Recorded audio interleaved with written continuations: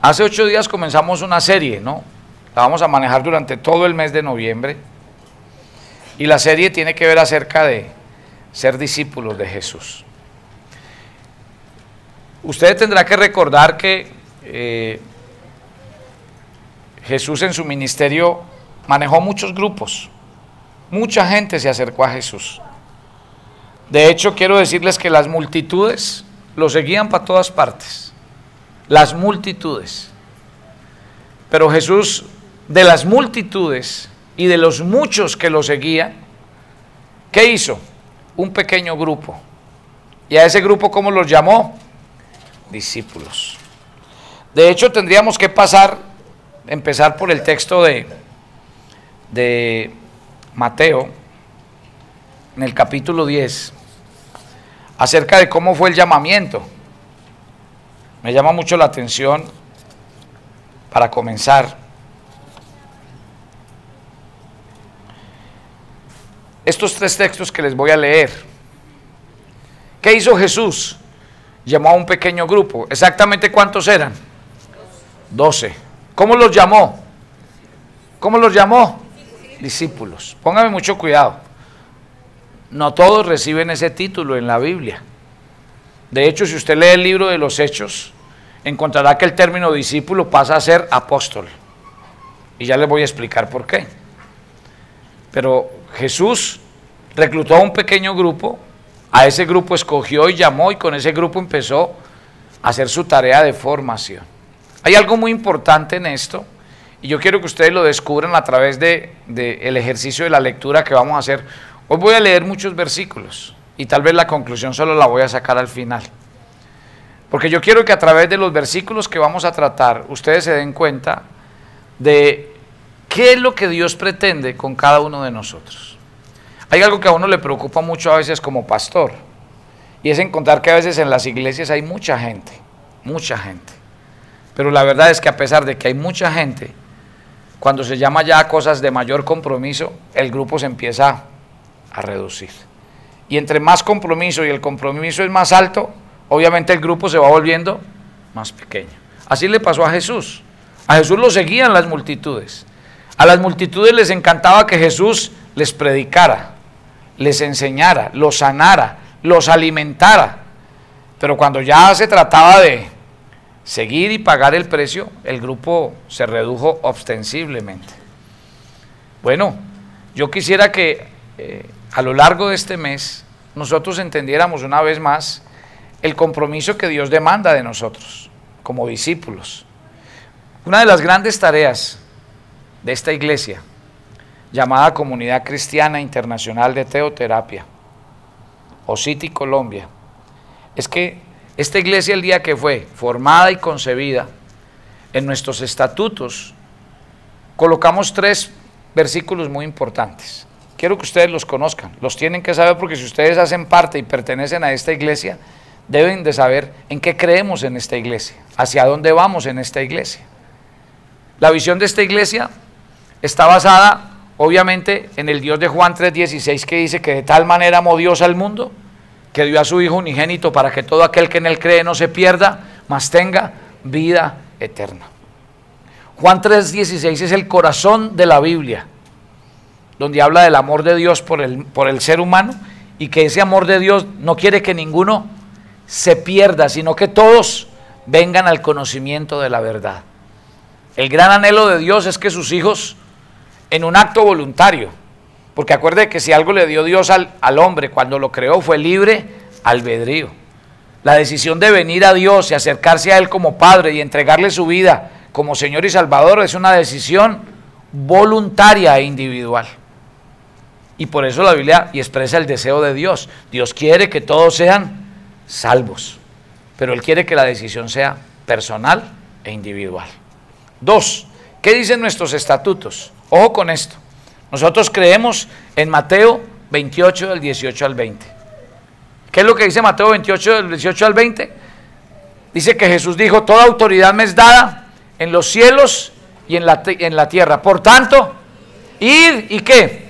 Y haced discípulos a todas las naciones, bautizándolos En el nombre del Padre, del Hijo y del Espíritu Santo, enseñándoles todas las cosas que yo les he mandado, y yo estaré con ustedes todos los días hasta el fin del mundo. ¿Cómo se llama ese mandato? La gran comisión, la gran tarea. ¿Y cuál fue la gran tarea que el Señor nos dejó antes de irse? Predicar este evangelio hasta lo último de la tierra. ¿Cómo? El cómo nos lo da segunda de Timoteo 2:2. Pablo dijo: lo que has oído de mí ante muchos testigos, esto encarga a hombres fieles que sean idóneos para enseñar también a otros. Entonces, ojo, esta familia nació porque nosotros creemos y estamos convencidos de que el amor de Dios es que no quiere que ninguno se pierda y todos sean salvos. Cumpliendo el mandato de la gran comisión de ir a llevar este mensaje ¿a dónde? Hasta lo último de la tierra. Pero ojo, el mensaje hay que llevarlo hasta lo último de la tierra, pero ¿por dónde comienza uno? Por el espacio más pequeño que tiene uno. Yo no me puedo ir a predicar el evangelio a otro país, o a otra nación, o a otra lengua, si primero no parto de predicar el evangelio ¿dónde? En mi casa, en el grupo más pequeño. Y ahí comienza. Y en tercer lugar, Pablo nos dice que hay que hacerlo ¿cómo? Lo que has oído de mí, enséñaselo a otros para que ellos también lo hagan con otros. Y exactamente. ¿Por qué el evangelio llega hasta donde llega? Jesús empezó hace más de 2000 años con un pequeño grupo. Y uno que diría, caramba, Jesús tiene como meta alcanzar el mundo. Pero uno, si hablara de números y de cifras, diría, uy, entonces Jesús perdió el examen. Porque aunque le predicó un poco de gente, ¿qué grupo dejó? Solo 12. Pero ojo con ese solo 12. Eran solo 12 que estaban ¿qué? Entrenados, capacitados, pero sobre todo comprometidos con lo que el Señor les había dejado. Y ese pequeño grupo de 12, ¿qué es hoy después de 2000 años? ¿Qué es? Somos millones de millones. Somos millones de millones. ¿Y dónde nació la idea? Allá. En ese pequeño sitio donde Dios cogió un pequeño grupo, se dedicó a él, y con ese pequeño grupo hoy somos los que somos. Eso es lo que significa ser un discípulo del Señor. Eso es lo que significa. Entonces vamos a partir de aquí. Jesús lo que hace, y me llama mucho la atención porque si usted lee este versículo, si usted se anticipa a Mateo capítulo 9, ¿sabe qué dicen los últimos versículos de Mateo versículo 9? Que Jesús pasó toda la noche orando. Lo que Jesús iba a hacer en el capítulo 10 era muy importante para él. ¿Qué era? Escoger un pequeño grupo, lo suficientemente comprometido. Ya vamos a hablar de las cualidades y características que nos van a sorprender un poco. Jesús va, escoge a este grupo, les dio autoridad sobre los espíritus inmundos para que los echasen, para sanar toda enfermedad y toda dolencia, y empieza a hablar de los nombres de cada uno de los apóstoles, a los cuales les voy a dedicar un buen tiempo la próxima semana, para que ustedes vean la personalidad de cada uno de ellos. Vamos con el siguiente versículo. Lucas, mire y verá lo que les decía. Lucas nos dice que en aquel tiempo Jesús, ¿a qué fue? A orar al monte. Y pasó la noche orando a Dios. Y cuando pasó la noche orando a Dios, cuando era de día, llamó a sus discípulos, escogió a 12 de ellos, a los cuales también llamó apóstoles. Y ojo con este versículo que viene. Siga. Este pasaje, para mí es muy importante. Ojo con esto, porque aquí empieza esto de lo que significa ser discípulo de Jesús. A ver, ¿qué significa ser discípulo? ¿Y por qué Jesús quiere que seamos sus discípulos? Ya les hablé de un primer grupo, multitudes. Gente que iba y venía, gente que estaba y no estaba, gente que de pronto había cualquier interés de parte de ellos hacia Jesús, por lo que Jesús les podía dar. Pero Jesús reclutó a este pequeño grupo para dos cosas importantes. ¿Para qué? Para que estuviesen con Él y para enviarlos a predicar. ¿Qué significa ser discípulo? Dos cosas importantes. Aprender a estar con el Maestro, porque Él mismo va a ser la escuela. Él mismo va a ser la escuela. Yo voy a tocar 4 puntos esta mañana para comenzar. ¿Sí? 4 puntos voy a desarrollar. Primero, el primer punto que voy a desarrollar es, voy a hablar de los 12, del grupo, el grupo. Y cuando empiezo a hablar del grupo, ¿quiénes fueron los 12? ¿Quiénes fueron? ¿Ustedes se acuerdan dónde Jesús empezó el ministerio y dónde reclutó a los discípulos? ¿Se acuerdan en qué región fue? ¿Quién se acuerda? En la Galilea. En la Galilea. ¿Saben ustedes qué significa la Galilea en aquel tiempo, en los tiempos de Jesús?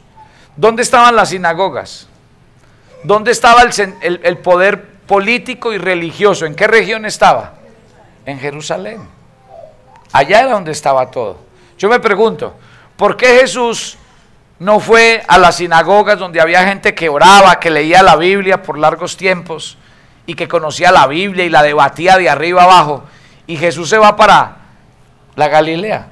La Galilea era donde vivía la gente pobre. En la Galilea vivía gente que no conocía para nada la palabra de Dios. En ese lugar las sinagogas no era que abundaran. Jesús empieza con un pequeño grupo por el que nadie daba un solo peso. De hecho, usted va a encontrar más adelante un pasaje, ahorita se lo resisto, en Hechos capítulo 4, versículo 13, que dice la Biblia que conociendo la gente a Pedro y a Juan, que eran hombres del vulgo y sin letras, cómo predicaban la palabra con el denuedo, la autoridad y el poder con que lo hacían. ¿Quién fue ese pequeño grupo? Eran hombres que solamente estaban dispuestos a seguir a Jesús. El versículo que acabamos de leer dice, Jesús reclutó a sus discípulos para que estuvieran con él. ¿Sabe cómo aprende uno a ser un discípulo del Señor? Estando con el Señor.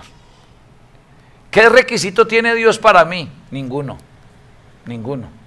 A Dios no le interesa el pasado de ninguno de los que vienen a la iglesia. Lo único que le interesa a Dios es si esa persona, a pesar del pasado que tiene, está dispuesto a que Dios haga una obra en su vida.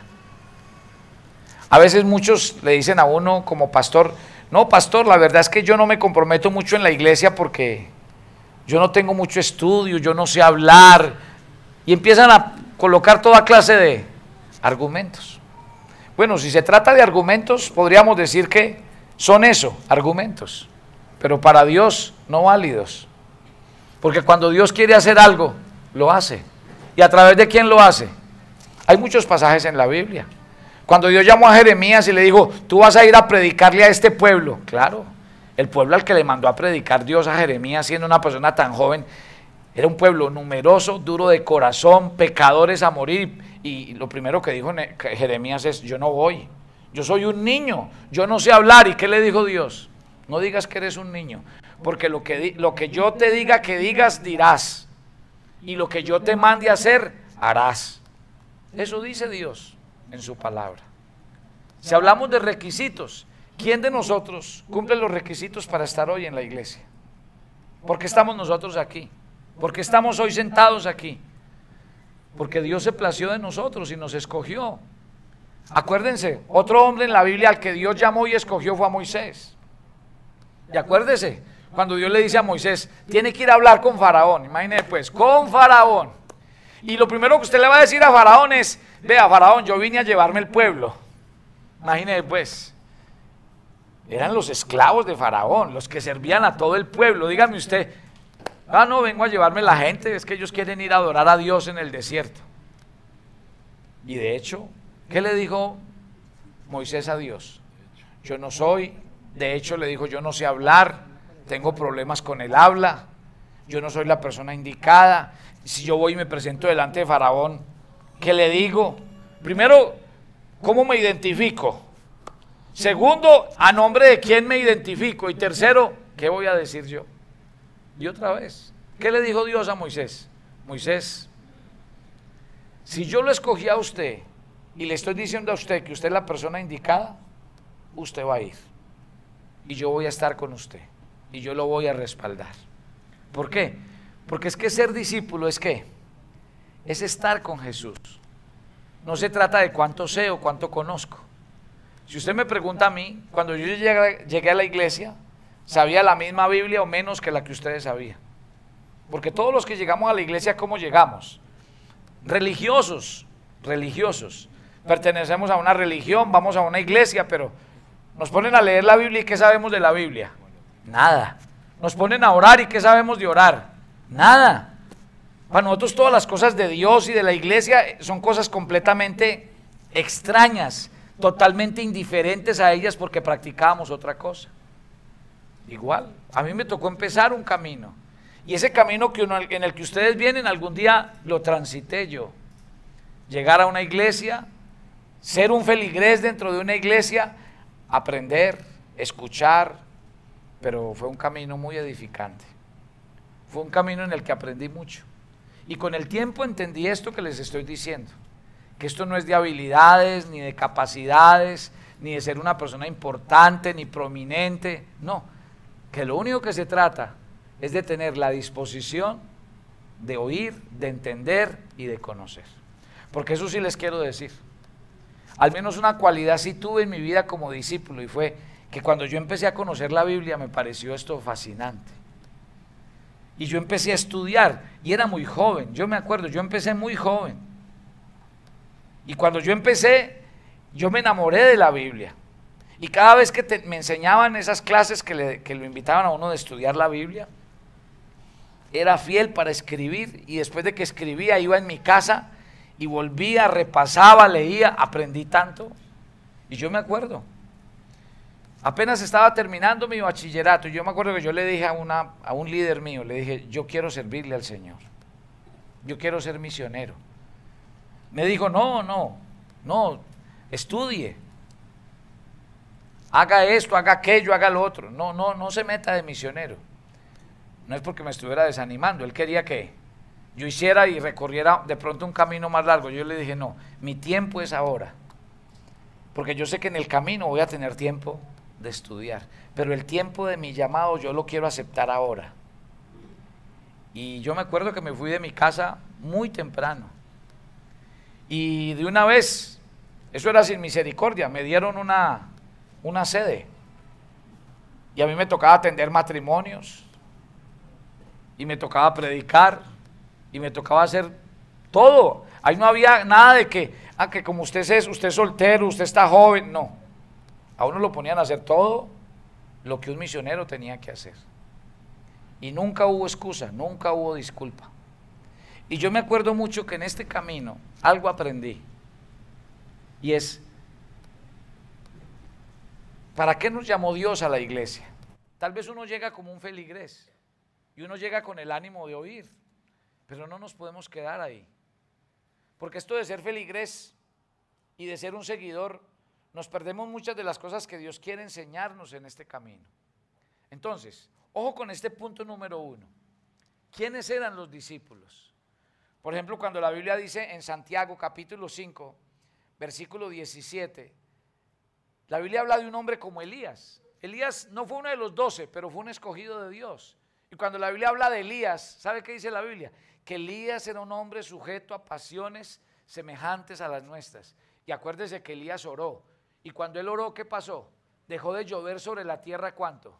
3 años y medio. Y después el mismo Elías oró, ¿y qué pasó? Llovió. Y cuando la Biblia describe a Elías, ¿cómo lo describe? Como un hombre sujeto a pasiones semejantes a las nuestras. ¿Quiere que les muestre un detalle? Veamos a Elías en escena. Acuérdate que una vez a Elías le pasó algo, y es que él en esos momentos estaba creciendo mucho una secta de los Baales. ¿Y por qué estaba creciendo? Porque el rey y su esposa eran los líderes de la secta. Entonces imagínate, con el rey teniendo todo a su favor, esa secta estaba que crecía. Entonces Elías se preocupó mucho y le dijo, Dios, ¿yo qué hago? Esta secta está haciendo que la gente se vaya y la gente no entiende. Y dice que él ese día hizo un desafío. Dijo, bueno, vamos a declarar hoy quién es Dios, si Baal o Dios. ¿Se acuerdan dónde los citó? Los mandó a una montaña, allá subimos en la peregrinación. Se llama el Monte Carmelo. Y en el Monte Carmelo, Elías le hizo un desafío a los profetas de Baal. Dijo, hagamos una cosa. Ustedes y yo estamos enseñados a ofrecer sacrificios. Entonces hagamos una cosa. Ustedes saben que tenemos que armar el altar, luego traer el animal y por último poner el fuego para que se consuma el sacrificio. Entonces vamos a hacer una cosa. Los dos vamos a poner un altar, los dos vamos a traer un animal, pero ¿dónde está la diferencia? En que ninguno de los dos va a traer fuego para prender el sacrificio. El que sea Dios de Baal o mi Dios, ese va a traer fuego. Y ustedes ya saben qué pasó, ¿se acuerdan? De hecho hasta se mofó Elías trayendo, tráigale agua a mi altar y le échenle agua a eso, hasta que destilaba agua por todas partes. Y Elías no había terminado de orar y ya había caído fuego del cielo, que no dejó nada de ese altar. Miren, ese día murieron ¿cuántos? Dice la Biblia que mataron 450 profetas falsos. Imagínense qué hazaña la de Elías. Pero ¿qué pasó? Al otro día la profetisa Jezabel, la esposa del rey, le mandó una razoncita. Digo, ya me enteré de lo que hizo ayer y le mando a decir que mañana haré lo mismo con usted. O sea, lo mandó a amenazar de muerte y le dijo, así como usted mató a mis profetas, mañana lo mando a matar a usted. De una vez, ¿sabe qué hizo Elías? Y la vida que se fue huyendo camino al desierto. En el camino al desierto empezó a decir, quiero morirme, no deseo la vida, yo para qué estoy aquí, qué bobada. Y cuando uno mira a Elías, a ese Elías, uno dice, ¿qué pasó entre el día de ayer y el día de hoy? ¿Qué pasó? Esto. ¿Qué pasó? Que los hombres de la Biblia, ¿qué son los hombres de la Biblia? Miren, cuando uno va a Europa, que los llevan a todas esas catedrales bonitas con esos cristales espectaculares, y entonces le dicen a uno, vea, San Pablo, San Pedro, entonces uno se hace la imagen de los apóstoles. ¿Qué imagen se hace uno? Pues los inmaculados, los santos. Y resulta que, si usted va a la Biblia, ¿cuáles santos? Usted mira y la Biblia le empieza a describir a Pedro, a Jacobo, a Juan, entre ellos se peleaban, entre ellos tenían toda clase de discusiones. La Biblia nos empieza a mostrar, ¿qué nos muestra la Biblia? El lado humano. ¿Qué nos dice la Biblia? Que un hombre con el que Dios hizo las señales y los milagros que hacía, hoy estaba aquí y ¿a dónde estaba mañana? Aquí. ¿Qué quiere decir? Que Dios no está buscando seres inmaculados, ni santos, ni perfectos. Cuando usted mira a los hombres de la Biblia, eran hombres que, ¿quién esperaba, por ejemplo, de hombres pescadores? Dígame, ¿qué sabía hacer Pedro, Jacobo, Juan, Jacobo? ¿Qué sabían hacer? Pescar. Y estos hombres, Jesús los estaba llamando ¿para qué? Para que continuaran con la edificación del reino de los cielos y llevaran la palabra hasta lo último de la tierra. ¿Usted los hubiera escogido? Yo no. Yo no. Entre ellos había un recaudador de impuestos. Y los recaudadores de impuestos eran tenidos por traicioneros. Era traición a Israel. ¿Saben por qué? Porque, claro, los recaudadores de impuestos se volvían ladrones. Porque Roma cobraba los impuestos, pero lo hacía a través de ¿quién? De estos señores. Y estos señores, Roma les decía, usted me recoge un denario por persona. Entrégueme un denario. ¿Qué pide usted de ahí para allá? Problema suyo. Entonces todos los recaudadores de impuestos, ¿qué eran? Ladrones. Ladrones. Y los tomaban como traidores a la patria. Jesús reclutó un traidor. De hecho, ¿ustedes no se acuerdan que una vez Él lo invitó a una fiesta en su casa? Le preparó una cena al maestro. Dígame, ¿quién había en esa cena? Si el que la preparó fue Mateo. ¿Quién pudo haber estado en esa fiesta? ¿Quiénes eran los amigos de Mateo? Usted se pone a mirar todos los hombres de la Biblia, las genealogías de la Biblia. Por ejemplo, en la genealogía de Jesús, ¿quién aparece? Rahab, una ramera. En la genealogía de Jesús. Acabamos de estudiar en los devocionales la vida de David. ¿Sabe cómo llama la Biblia a David? ¿Cómo lo llama la Biblia? ¿Quién me quiere decir? Un hombre no, al corazón de Jesús, no, al corazón de Dios. Que me da miedo esa palabra corazón de Jesús, me pone nervioso. Dice la Biblia que era un hombre conforme al corazón de Dios. ¡Caramba!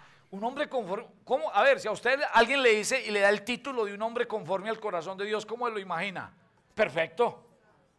A mí que me digan que alguien es conforme al corazón de Dios, por Dios, vaya, miren a David, mire los pecados de David, mire los errores de David, mire la vida de David. De hecho, cuando él en su corazón decide, le voy a construir un templo al Señor, ¿qué le dice Dios? Le dice: David, se lo agradezco en el alma, mi hermano, qué rico, gloria a Dios que usted me va a construir una casa, pero le voy a dar una noticia: usted no me va a construir la casa. ¿Por qué? Porque usted ha derramado mucha sangre. Usted ha derramado mucha sangre. Váyase a la Biblia. ¿Y los hombres de la Biblia cómo son? De carne y hueso. De carne y hueso. Desmitifiquemos en nuestra cabeza eso de que Dios usa personas. No, Dios usa personas, eso sí. Déjeme decirle, esos hombres eran lo que eran, pero hay algo que sí distinguió sus vidas. ¿Qué era? Señor, aquí estoy. Señor, sírvase de mí. Haga conmigo lo que usted quiera. Entonces, ser discípulo, aquí no hay requisito. No es quién fue usted, ni qué hizo, ni qué pasó con su vida. Aquí lo importante es qué quiere usted que Dios haga con usted.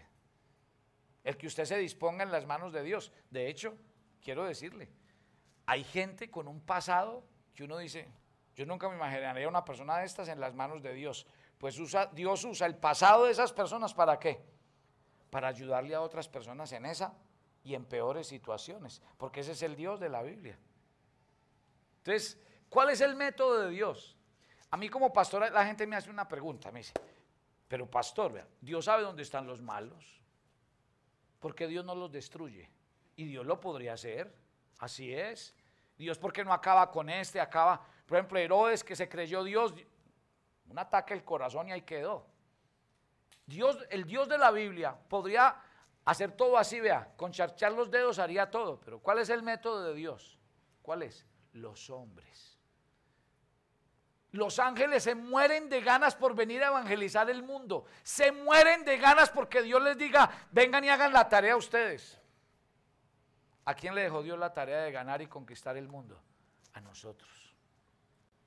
Porque Dios va a ganar el mundo a través de hombres de carne y hueso como nosotros. Ese es el Dios de la Biblia. Entonces, cuando yo le hablo de este grupo, fue un grupo totalmente heterogéneo. Lucas era un estudioso, era médico.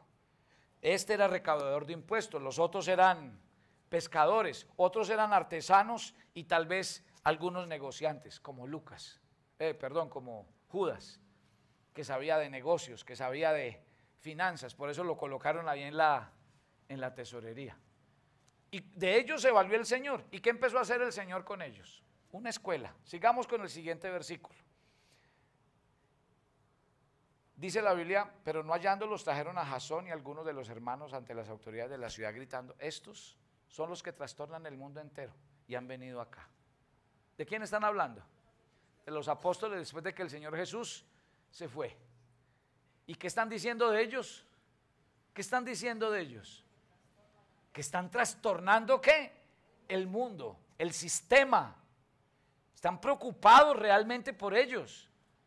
Y uno dice: caramba, ¿y de quién estamos hablando? A ver, ¿de qué grupo le estoy hablando yo? Estamos hablando de unos expertos, hombres muy fáciles para hablar, para predicar la palabra de Dios. Estamos hablando de hombres con influencia militar, política. ¿Estamos hablando de ellos? No. Pero ahí es donde viene el corazón del llamado de Dios. Porque es que Dios quiere que cuando alguien haga algo, la conclusión sea esta: ¿quiénes son los que trastornan el mundo? ¿Ellos? No. Yo no puedo esperar que Pedro y Juan, pescadores del vulgo, fueran a transformar el mundo. ¿Quién está trastornando el mundo? El Dios que vive en ellos. Y Dios de eso sí se quiere asegurar. Que cuando algo pase con nosotros y a través de nosotros, la conclusión cuál sea: hombre, eso solo lo pudo hacer Dios, nadie más. Por eso Dios escoge personas con esas características. Vamos al punto siguiente. Mire lo que dice Primera de Corintios. Mire la pregunta que hace Dios. Ojo de las preguntas de la Biblia. Esta es una pregunta bíblica. Pregunta bíblica. Pregunta bíblica en el llamado de Dios. ¿A quién está buscando Dios? ¿A los sabios? La Biblia dice, ¿dónde está el sabio? ¿Dónde está el escriba, el disputador de este siglo? ¿Qué ha hecho Dios? ¿Dios no ha enloquecido la sabiduría de este siglo? O sea, Dios no anda buscando gente ni inteligente, ni brillante, ni que sea capaz de hablar. O sea, que no me venga con la historia ni con el cuento que usted no sabe hablar. Porque entonces usted no habla porque es que usted no sabe. No, uno habla porque el Espíritu Santo habla a través de uno, no porque nosotros sepamos hablar. Yo nunca en mi vida, yo me acuerdo, ni en la escuela, ni en el colegio, nunca en mi vida me imaginé parado en una tarima. Nunca en mi vida me imaginé organizando o haciendo un discurso, quién sabe para este tipo de cosas. Nunca. Y si hoy lo hago y puedo tener una armonía en lo que hablo, en lo que digo y en lo que expreso, tengo que decirlo. ¿De dónde viene mi capacidad, mi habilidad o lo que yo pueda expresar y comunicar? ¿De dónde? De Dios. ¿De mí puede salir? No. ¿Dónde está el sabio? ¿Dónde está el escriba? ¿Dónde está el que realmente hace las cosas bien? El Espíritu Santo. Dios, ¿qué ha hecho con la sabiduría de este mundo? Dice, la gente no conoció a Dios mediante la sabiduría de este mundo. No lo conoció. Porque Dios lo que está buscando es la sabiduría que viene del cielo. Yo quiero aprovechar la serie que estamos hablando porque quiero hacerle un desafío a todos. Póngame un momentico la imagen, por favor, que le dije. Nosotros vamos a hacer el evento ahorita. Nosotros siempre a final de años hacemos un evento que se llama Navidad en Familia. Póngame mucha atención. Muchos dicen de usted, muchos que me conocen dicen, el líder casi no habla. Sí, y tienen toda la razón. Yo hablo cuando estoy al frente y cuando me toca hablar. Pero si usted me coge por allá afuera, la verdad, tengo problemas para hablar. ¿Será que vivo cansado de hablar que cuando me siento no quiero hablar? Entonces, más bien yo me definiría como el búho. Yo no hablo, pero pongo un cuidado. Y les voy a decir qué pasó. El año pasado, que hicimos el mismo evento, a ver, ¿por qué hacemos nosotros este evento? Cualquier evento que hacemos en la familia, en la iglesia, le voy a decir una cosa, nosotros tenemos un solo objetivo con los eventos, no es hacer un show, ni es organizar un programa. El objetivo de los eventos, cuando nosotros los hacemos, tienen un fin. ¿Cuál? Que nosotros podamos invitar sobre todo a nuestra familia a que venga y escuche un mensaje de Dios. Y en este caso, aprovechando la Navidad, nosotros hacemos un mensaje navideño familiar e invitamos a que la familia venga y oren y ustedes hagan una oración, porque hacemos una oración familiar, consagrando las familias. Pero la verdad, yo me senté en la puerta y yo normalmente a los que vi llegar de la iglesia, los vi llegar a la mayoría como siempre llegan a la iglesia. O sea, los mismos, solos o con los mismos que llegan. Y déjeme decirle, mire, yo realmente este año quiero evaluar el evento, porque la verdad es que yo no estoy interesado en hacer un evento. O sea, yo no quiero hacer un evento para que allá aparezcan los 400 o 500 personas que somos en la iglesia. Ese es el recurso humano que nosotros más o menos tenemos. Entonces, yo hacer un evento simplemente para ir a hacer un show y para ver y hacer una oración en familia, no quiero hacer. No. Yo quiero hacer un evento donde su familia vaya. Queremos orar por usted, por su familia. O yo quiero que usted utilice la boletica del de la Navidad en familia y usted lleve un amigo, una amiga, usted lleve una persona que necesita que le hablen de Dios, del amor de Dios, que a veces este tipo de cosas son un atractivo. Yo quiero decirles, estoy dispuesto a hacer cosas en la iglesia, pero cosas que nos ayuden a cumplir el objetivo que les dije al comenzar, la gran comisión. Si hacemos actividades en la iglesia es para que ganemos a otras personas y les demos la oportunidad de conocer a Jesús en sus corazones. Entonces yo quiero hacerles esta invitación y esta motivación, porque un verdadero discípulo hace eso. Un verdadero discípulo trae a otros, invita a otros, convoca. Es que, pastor, es que uno invita a la gente y la gente no va. Ah, pues es que eso está claro. Si yo tengo 5 para llevar, ¿a cuántos tengo que invitar? Yo no puedo invitar 5 para que vayan 5. Ustedes lo saben, ¿sí? Yo tengo que invitar 20 para que lleguen los 5 que quiero que vayan. Pero esa sí debe ser una tarea de todos, familia, de todos. Bien, ya hablé del primer grupo, del punto número 1, que se llamó los 12. Ahora voy a hablar del maestro. Ahora hablemos del maestro, de Jesús. ¿Quién era Jesús? Lucas capítulo 6, versículo 12. Me llama mucho la atención. A ver, ¿quién me quiere recordar el pasaje que les dije ahorita de qué significa ser discípulo a la luz de Marcos 3? Y Jesús llamó a los discípulos, ¿para qué? Perfecto, para que estuvieran con él y para enviarlos a predicar. Les voy a decir, Jesús mismo fue la escuela. ¿Qué era que estuvieran con él? Mire, Jesús nunca les enseñó a orar. ¿Jesús qué hizo? Dejó que lo vieran orando. ¿Usted sabe qué es eso? Jesús no les enseñó a orar. ¿Jesús qué hizo? Dejó que lo vieran. Y les voy a mostrar versículos, mire. Él fue al monte a orar y pasó la noche orando a Dios. Y eso los discípulos lo veían. Pase el siguiente, por favor. Dice, mas él se apartaba a lugares desiertos y oraba. Y los discípulos estaban con él. Y los discípulos no son bobos. De hecho, ¿quién fue el que dijo enséñanos a orar? ¿Se acuerdan? ¿Quién fue? Los mismos discípulos. Los mismos discípulos son los que le dicen, Jesús, enséñanos a orar. Porque ellos con el tiempo, estando con él, ¿de qué se dieron cuenta? Que el secreto de Jesús no era que él era el Hijo de Dios. Ese no era el secreto de Jesús. Ni que el poder de Jesús radicaba en que él venía del cielo, no. ¿En dónde estaba el poder, la unción que tenía Jesús? ¿Dónde estaba? Aquí. Aquí. ¿Pero qué hizo? Entonces, ¿qué es ser discípulo? Es estar con el maestro. ¿Y qué pasa cuando uno está con el maestro? Uno aprende. Los discípulos, ¿por qué aprendieron a orar? Por esto. Siga. Vamos a otro tema. Ah, no. Dice, y saliendo se fue como solía. Vea, como solía. ¿A dónde se fue? Al monte de los olivos. ¿Y qué iba a hacer al monte de los olivos? Pero me llama la atención del versículo. Se fue como solía. O sea, para él era un hábito. Y los discípulos lo sabían. Siga. Siga.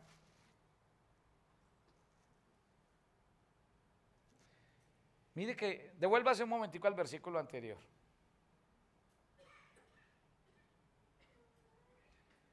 ¿Y el siguiente? Siga. No, se está devolviendo, le dije siga. No, uno anterior. Uno anterior.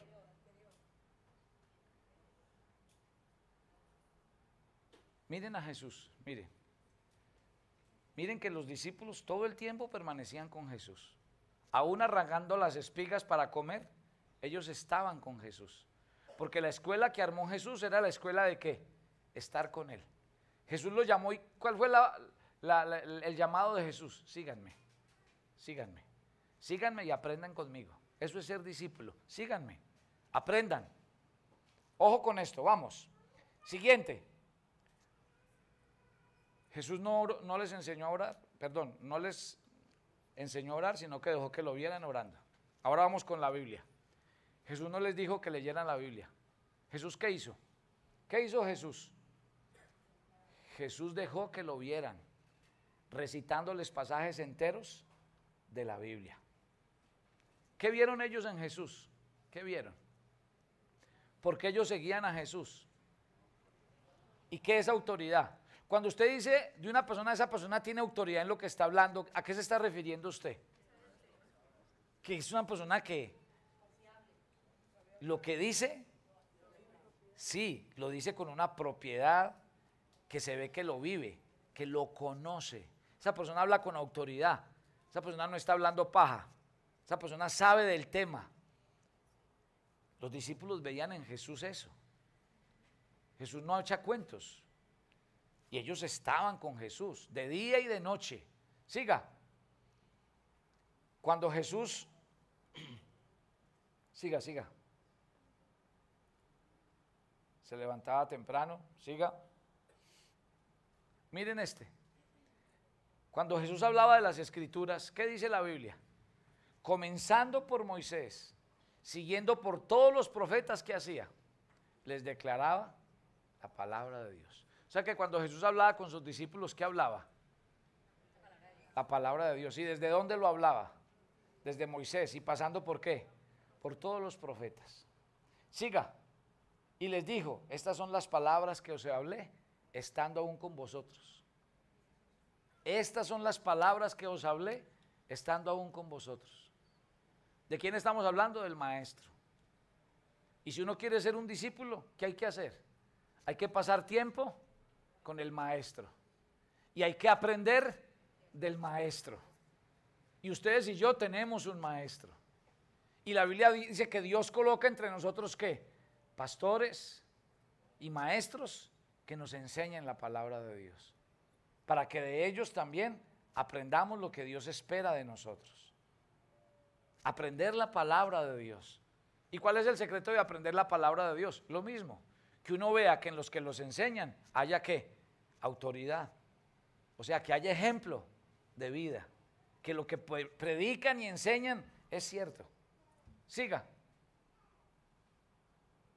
Otro aspecto importante que vieron los discípulos hablando del maestro.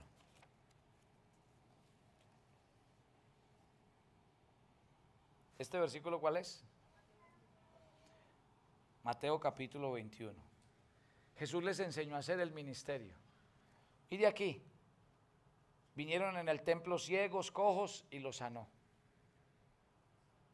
Pero los principales sacerdotes y los escribas, viendo las maravillas que hacía y a los muchachos aclamando en el templo diciendo Hosana al hijo de David, se indignaron. ¿Qué les enseñó Jesús a hacer? El ministerio, a orar por los enfermos. Mire lo que dice el siguiente pasaje de Lucas, capítulo 10. ¿Qué les enseñó Jesús? Ellos fueron, predicaron y los demonios se les sujetaron y la gente se sanó. Y a pesar de que fueron y le contaron a Jesús todas estas cosas, mire Jesús todo lo que pasó con nosotros. Sigue el siguiente versículo. He aquí os doy potestad, fuerza, pero no os regocijéis porque los espíritus se os sujetan, sino regocijaos porque vuestros nombres están escritos en los cielos. ¿Qué les enseñó como de discípulos? No se alegren por eso, alégrense por lo real y verdadero. Y es que ustedes siendo discípulos, ¿dónde están? Sus nombres están escritos en el libro de la vida. Alégrense por eso. ¿Qué más les enseñó Jesús? Siga el siguiente versículo. A que se amaran unos a otros. Ya saben, el grupo era heterogéneo, complicado, difícil. Pongamos eso en contexto en la iglesia. ¿Quién es un discípulo en la iglesia? Ustedes ya saben, en la iglesia no es fácil. Porque uno a veces tiene muy, digamos, falsas expectativas acerca del interior de una iglesia. Porque uno cree que aquí todo es bonito y que todos los que están en la iglesia son buenos, santos. Y resulta que no. Aquí todos llegamos en un proceso diferente. Alguien un día comparó la iglesia con el arca de Noé. Todos encerrados en un sitio, librados del juicio venidero que está allá afuera. Pero estando todos juntos, hay unos que tienen espinas y chuzan a los demás. Hay unos que su forma, su temperamento, su forma de ser. Pero es la iglesia del Señor. ¿Qué le enseñó Jesús a sus discípulos? Él era el maestro. Y decía, una de las características de ser discípulo, ¿cuál es? En esto conocerán que ustedes son mis discípulos. ¿En qué? En que se aman. No en que predican, no en que enseñan. ¿Dónde está el secreto de ser discípulo? ¿En aprender a qué? ¿A quién? ¿A quién? ¿Y quién es mi prójimo? Prójimo es el que está más cerquita a usted. Ese es mi prójimo. Esa es la idea de la Biblia. Entonces, primero ya hablamos de los 12. ¿Quiénes eran? Hombres comunes y corrientes. 2, ya hablamos de quién? Del maestro. ¿Y quién era el maestro? Alguien que convirtió la cotidianidad en la escuela. Todo lo que los discípulos aprendieron, ¿dónde lo aprendieron? Ahí. Jesús no se los llevó a una clase. ¿Dónde aprende uno más en el ministerio? En la vida real. ¿Dónde uno aprende que la Biblia dice amar a los semejantes? Ame a su hermano que tiene a su lado, por difícil que sea. Esa es la tarea. No se vaya a tratar de hacer o de amar a otro lado cuando aquí al lado suyo quiere hacer el bien. A veces la gente me dice, ay, ¿por qué no le ayudamos a la gente necesitada? No hay que irse para un barrio pobre. En la iglesia hay gente necesitada. Y por donde hay que empezar es por la casa. Si queremos amar, perdonar, soportar, ahí está. Esa es la tarea. Y eso es ser discípulo del Señor. Estar aquí es ser discípulo. Y Dios nos reclutó para que fuéramos discípulos, no seguidores, ni hacer parte de la multitud. Punto 3. Los discípulos, el maestro y ahora la tarea. ¿Cuál era la tarea? La tarea, otra vez, pase el siguiente versículo. Siga. Siga. Dele. Eso. La tarea, estar con Él. La tarea, ir a predicar. Ya lo pasamos, ya supimos qué es estar con Él. ¿Y estar con Él qué es? ¿Quién me quiere decir qué es estar con Él? Aprender. Estar con Él es aprender, porque Él mismo es la escuela. Él mismo es la escuela. Él en el camino nos pone a aprender todo lo que tenemos que aprender. Por eso le digo, si alguien me dice, es que yo no estoy preparado, tranquilo, hágase discípulo y el Señor lo prepara. Solamente esté con el Señor y el Señor lo va a preparar. El Señor se encarga de tallarlo a uno. La Biblia cuando habla de Dios, coloca una figura y dice que Dios es como el labrador y nosotros somos el barro en sus manos, ¿sí? El que labra y trabaja en nuestras vidas, como el alfarero, que da forma a nuestras vidas. Pero la segunda parte es que los envió ¿a qué? A predicar. ¿Cuál era la tarea? Predicar. Avancemos. La misión de los 12, habiendo reunido a los 12 discípulos, les dio ¿qué? Poder y autoridad sobre todos los demonios. ¿Y para qué? Para sanar toda enfermedad. Si usted mira a su alrededor, ¿cómo está nuestra sociedad? ¿Cómo está? Enferma. Si usted mira los colegios, porque no hay que irse tampoco tan lejos, nuestros propios colegios, nuestros propios maestros, ¿a qué están supeditados hoy nuestros hijos? Por Dios. Si no oramos por ellos, les enseñamos la palabra de Dios y blindamos sus corazones, ya no hay espacio seguro, no lo hay. Porque donde quiera que ellos vayan, van a oír, van a ver y les van a ofrecer miles de cosas. ¿Cuál es nuestra tarea, iglesia? ¿Cuál es nuestra tarea como iglesia? Predicar. Predicar. Lo que pasa es que predicar es una palabra, no sé, muy técnica. Y nosotros creemos que predicar solo predican los pastores, los predicadores. No. ¿Qué es predicar? ¿Qué es? Hable. Eso es.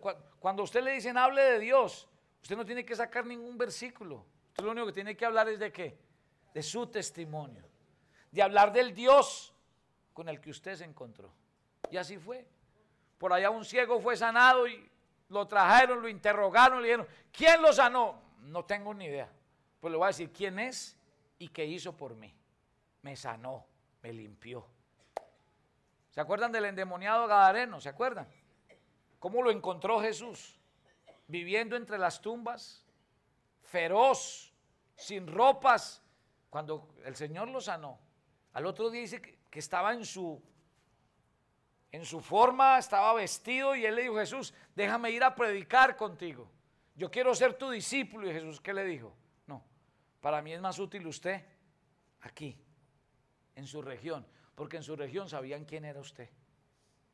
En su región conocían que usted era un animal, que para usted no había respuesta. Y usted me va a ser muy útil porque a todos los que usted se encuentra en esta región, ¿qué les va a hablar? De lo que Dios hizo con usted. Y la gente le va a creer. ¿Y por qué le van a creer? Porque la gente sabía quién era usted. Y que lo suyo no tenía arreglo. Y cuando aquí dice el Señor que el Señor escoge a sus discípulos y les pone una tarea, y la tarea es predicar, déjeme decirle, tan solo decirle a una persona que está al lado suyo. Yo a veces digo, ¿por qué no somos sensibles a la voz de Dios? ¿Usted cree que cuando alguien le cuenta un problema a usted al lado suyo que usted no conoce, para que usted le diga, ay, sí, no? Cuando a uno como cristiano alguien le cuenta un problema es porque el Espíritu Santo, ¿qué le está diciendo? Pues háblele. Esa persona no viene a contarle un problema para que usted le diga, sí, verdad, pobrecita, no. Esa es gente que nos envía el Espíritu Santo para que nosotros le digamos, venga, ¿y usted no quiere que yo haga una oración por usted? Lo más sencillo que usted podría hacer, yo le digo mucho a la gente, que es que la gente es muy dura para oír hablar del amor de Dios. Depende. Yo les hago una pregunta. Si uno se va a un hospital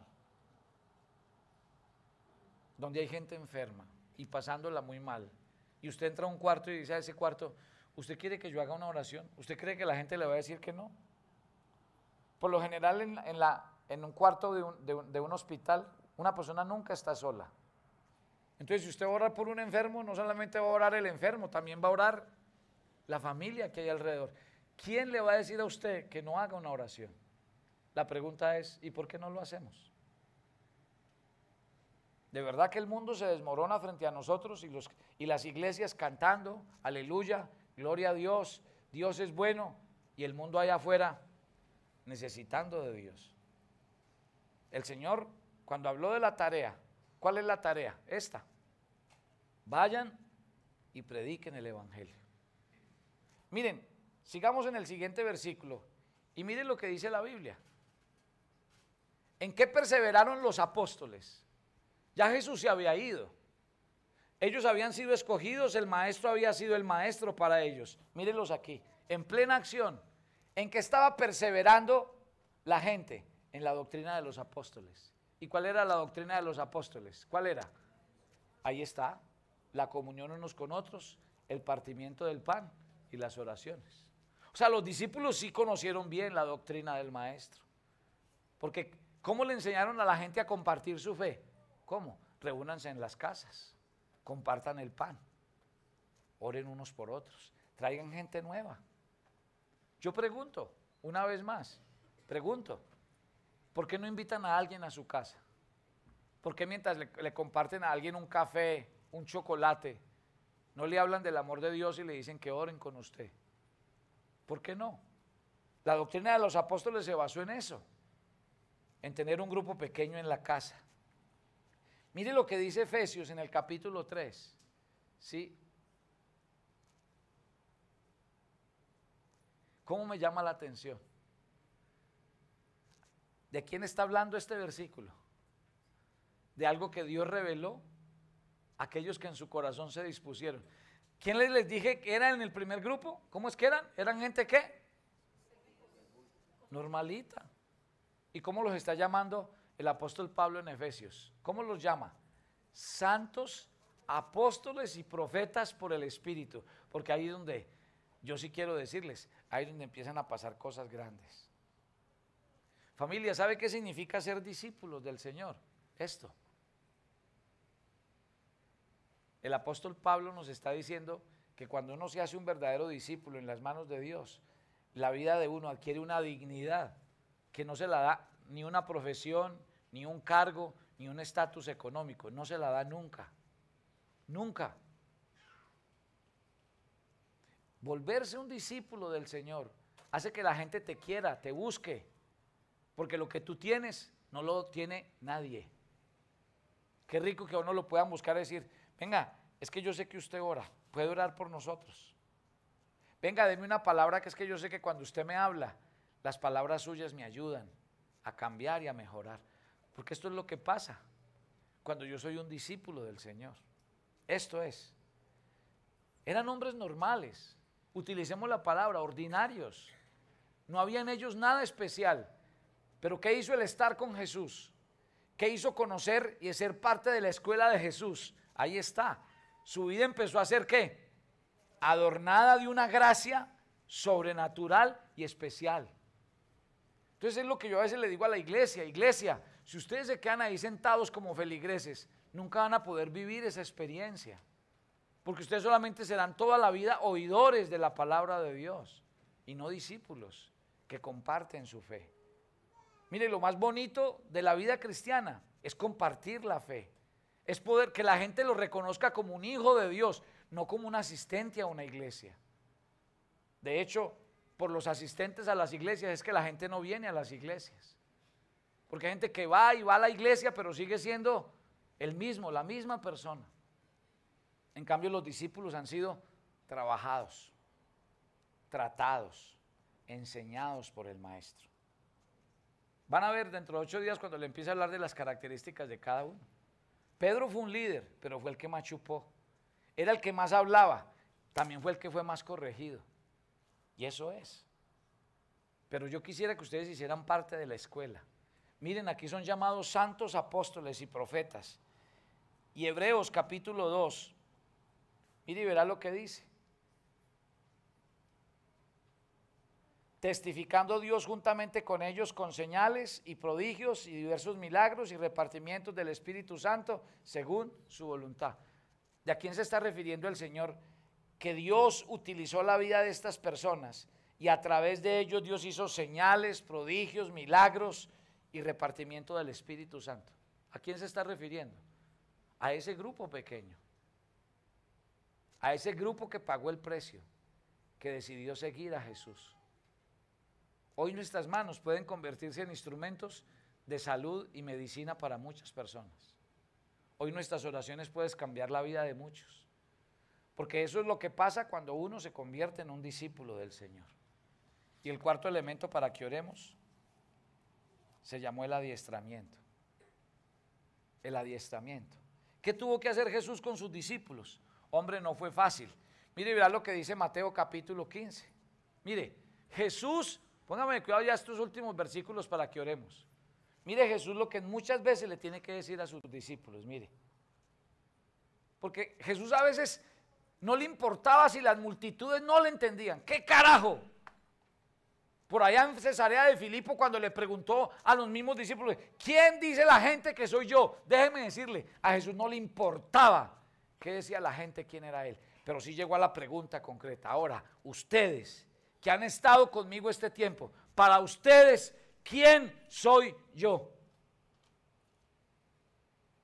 Porque lo que no puede ser es que si yo llevo viniendo mucho tiempo a la iglesia, para mí Jesús siga siendo el mismo, al que yo le pongo la mano y le pido que me responda a mis oraciones, que me dé comida, porque entonces Jesús dice, ¿y entonces qué pasó? ¿No soy tu Señor, tu Salvador, lo más importante para tu vida? ¿No ha avanzado tu vida en ese camino? Porque yo no puedo ser pan y comida y respuesta para usted toda una vida. Así empieza uno. Jesús a sus discípulos aquí les hace un llamado de atención y dice, ni siquiera ustedes me entendieron, no, a ustedes sí no les soporto esto. Porque ustedes ya están conmigo y me tienen que entender lo que yo les digo. ¿No entendéis? ¿No entendéis? Aquí están tocando un tema particular, pero Jesús tuvo que llamarse a sus discípulos. O sea, quiero decirle que no fue fácil. Me llama mucho la atención, nosotros tenemos unos cursos de formación. Los quiero invitar a que hagan parte. Ya este año estamos terminando ya. Pero yo a veces me encuentro a la gente, a veces me llama la atención. Pastor, aquí medio enredado, porque no es fácil. Y meterse en un curso de formación bíblica y presentar exámenes y hacer tareas, porque no es que vengamos allá que, no. Los cursos son cursos con exigencia. Y yo me alegro mucho de verlos, de verdad. Muchos, de verdad, yo sé que se asustan, pero de eso se trata. De que conozcamos, de que entendamos. No podemos toda la vida coger la Biblia y que me tengan que explicar. Yo con el tiempo tengo que volverme un maestro de la Biblia. Y el siguiente versículo otra vez. Aquí en el camino de Emaús les dijo, insensatos y tardos de corazón para que...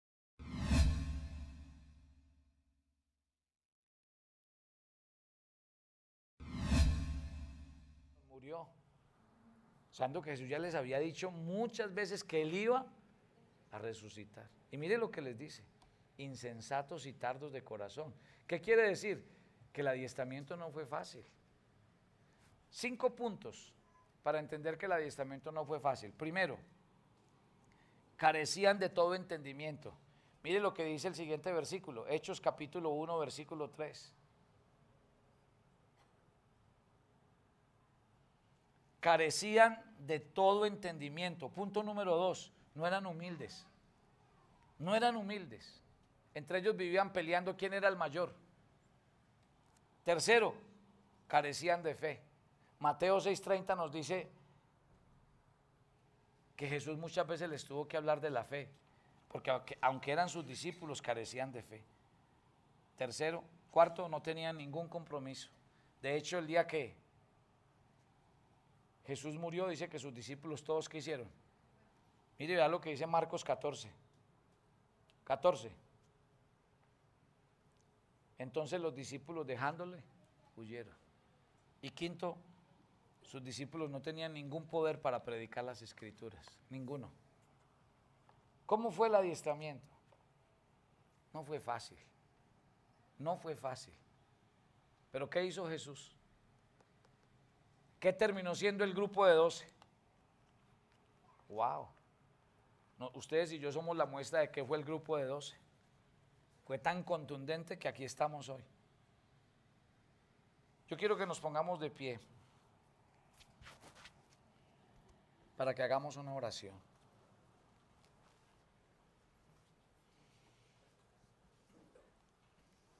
Y en esa oración, yo le voy a pedir que cierre por un momento sus ojos.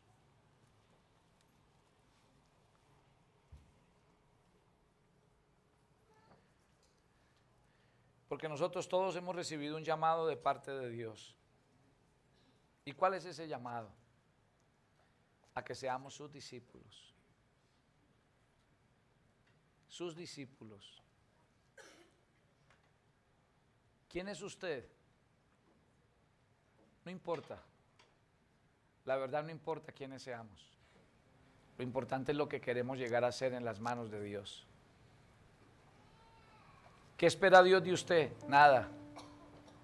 Simplemente que usted le diga, estoy dispuesto y quiero ser tu discípulo. ¿Y cuál fue el llamado del maestro? Síganme y conmigo van a aprender. Estar con el maestro nos va a enseñar a orar, nos va a enseñar a conocer las escrituras, nos va a enseñar el valor de la vida, nos va a enseñar a amarnos los unos a los otros, a perdonarnos, a vivir en comunidad, a colocar las cosas en su sitio y a darle el valor a cada cosa en la vida. ¿Y cuál es la tarea? Ir a predicar, a que tú abras tus labios y le compartas a la persona más inmediata que tengas a tu lado para decirle que todavía hay esperanza para su vida. Lo único que espera Dios es que nos dejemos formar. Iglesia, yo hago una oración esta mañana por cada uno de ustedes, porque la verdad es que sí hay que dar pasos. No podemos quedarnos toda la vida oyendo la palabra de Dios como simples espectadores.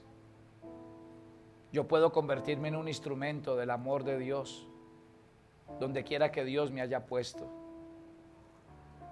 La invitación de Jesús es a que tú seas su discípulo. Él te enseñará, Él te formará, Él hará de ti la persona que Él quiere que tú seas. ¿Quiénes quieren ser discípulos?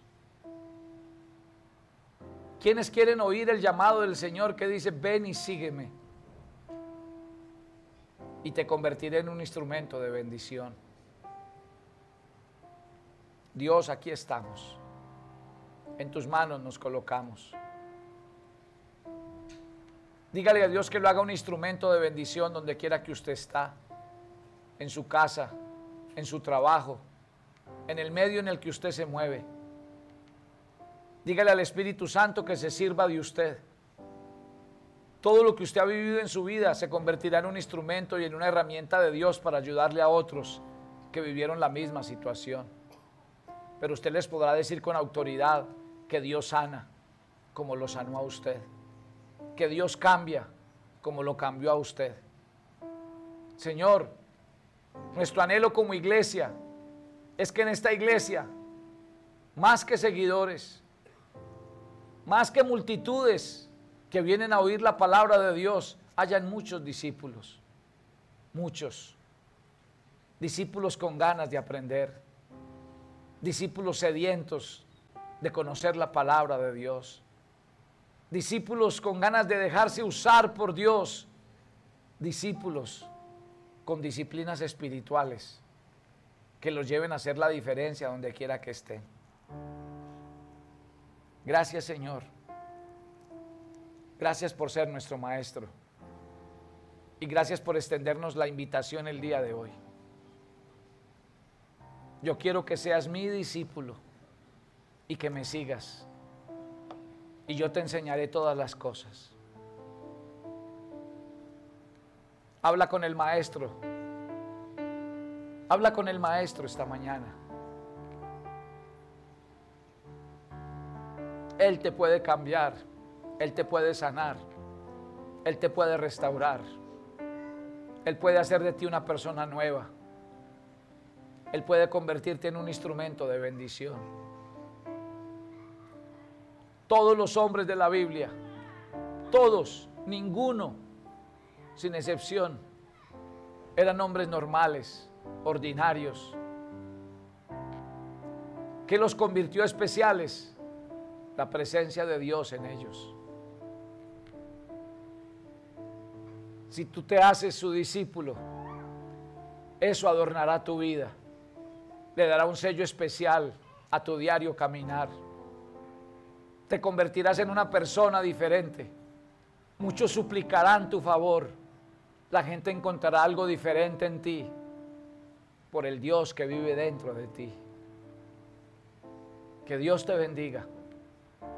Que el sello del amor de Dios inunde tu corazón esta mañana. Te declaro discípulo de Jesús. Pero también, al declararte discípulo, declaro que el ADN de tu Maestro invada tu vida para que vayas y le des a la gente el amor que tu Maestro te ha dado a ti. Para que te enseñes a perdonar como tu Maestro te ha perdonado a ti. Para que seas paciente como tu Maestro ha sido paciente contigo. Declaro que la sabiduría del Maestro te dé palabras para hablar cada día. Declaro que la autoridad del Maestro también sea la autoridad que tú vivas en tu vida con tu ejemplo. Que Dios te bendiga. Que la gloria del Señor sea sobre ti y que nos distingan porque nos amamos los unos a los otros. No porque vamos a una iglesia ni porque cargamos la Biblia. Que nos distingan porque el amor de Dios se nos nota, se nos ve, se nos siente. Ahora, ya que estás hablando con el Maestro, levanta las manos y dile: dame la bendición para comenzar una nueva semana. Pídele la bendición al Maestro. Dile: Señor, en tu nombre comienzo esta nueva semana. Enséñame, guíame, muéstrame el camino por donde debo andar. Que tus palabras me hagan sabio, entendido. Dígale al Maestro: no me dejes mirar atrás. Lléname de tu Espíritu Santo y dame todo lo que necesito para ser un verdadero y fiel discípulo tuyo. Que la bendición del Dios Altísimo les cuide y les guarde en esta semana que comienza. Que Dios sea con ustedes, en ustedes, sobre ustedes. Dios bendiga su vida, su familia, su salud, su trabajo, y que cada día vean la gloria de Dios en todo lo que emprendan y en todo lo que hagan. Gracias, Señor, por aquellos que como discípulos van a dejar en el alfolí sus diezmos esta mañana. Ellos saben de la obra de Dios. Ellos saben que la obra de Dios requiere recursos totales para ir a extender el reino y para sostener tu obra aquí en la tierra. Gracias por colocar en ellos ese espíritu de generosidad para la obra de Dios, para invertir en la obra de Dios, en el reino de los cielos, y que lo podamos seguir extendiendo hasta lo último de la tierra. Que Dios les bendiga y les multiplique su generosidad, y que Dios abra las ventanas de los cielos y derrame bendición sobre ustedes hasta que sobreabunde. Nos encomendamos a ti y a tu palabra, y te damos gracias por amarnos con amor eterno, en Cristo Jesús. Amén y amén. Dios los bendiga, familia. Que les vaya bien.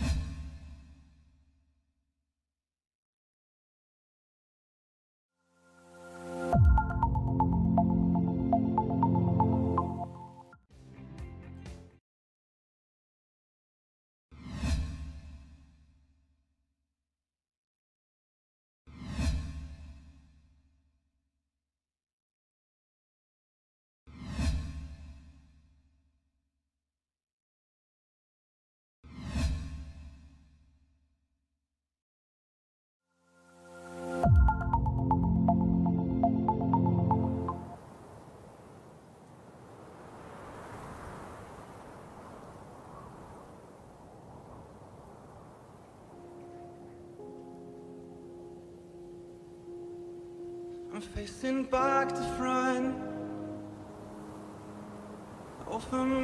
La salvación de su familia está a un paso de su oración.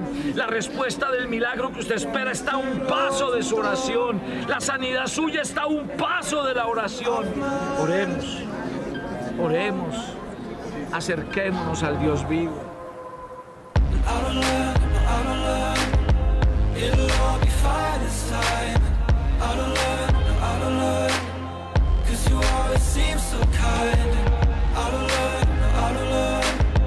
It'll all be fine this time. Out of love, out of love.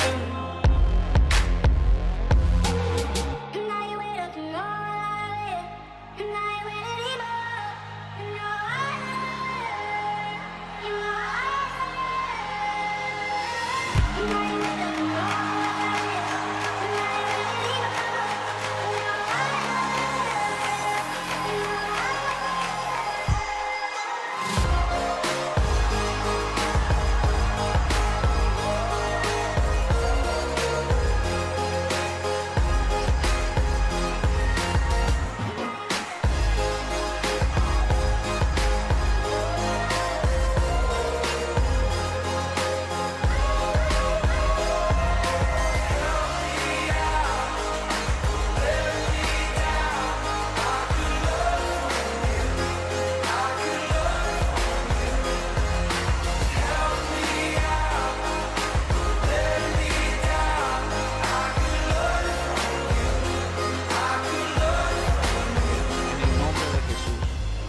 Yo pido un milagro en el corazón de todas estas personas que están aquí y que se aventaron a venir a Jerusalén.